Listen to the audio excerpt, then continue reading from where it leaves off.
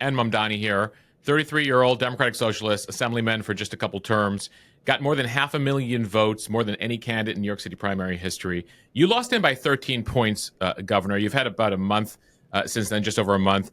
What do you think you did wrong? Why do you think he was able to beat you by such a large margin? And what lessons have you taken away from that?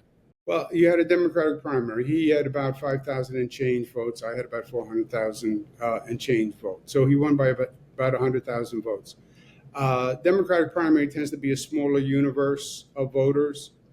And you had a turnout in this election which was unlike anything that had been seen before.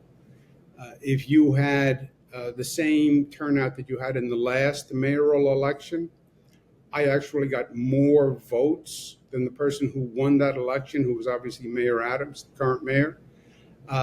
You had a tremendous turnout of young people under 30 years old. And it was very passionate. It was about socialism. It was about Palestine and Gaza. That was also a major issue and continues to be a major issue. And that dramatic increase in the number of young votes that he connected with, especially on social media, that I did not appeal to directly enough, that I'm correcting in the primary. Because, look, their issues are legitimate, right? Affordability is a major issue in this city and many, many other cities.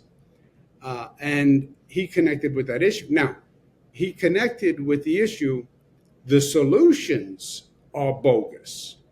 They're great slogans, but it won't make a difference.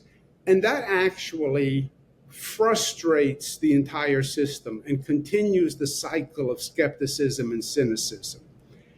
People vote for someone, they made a lot of promises, sounded good, promised utopia, nothing happened.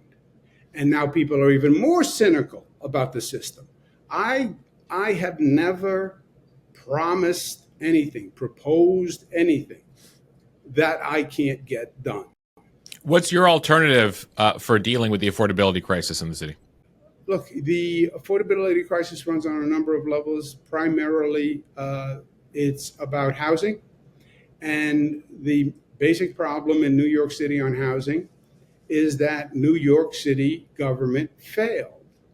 It failed to build affordable housing. Now, the good news is building affordable housing is not rocket science, right?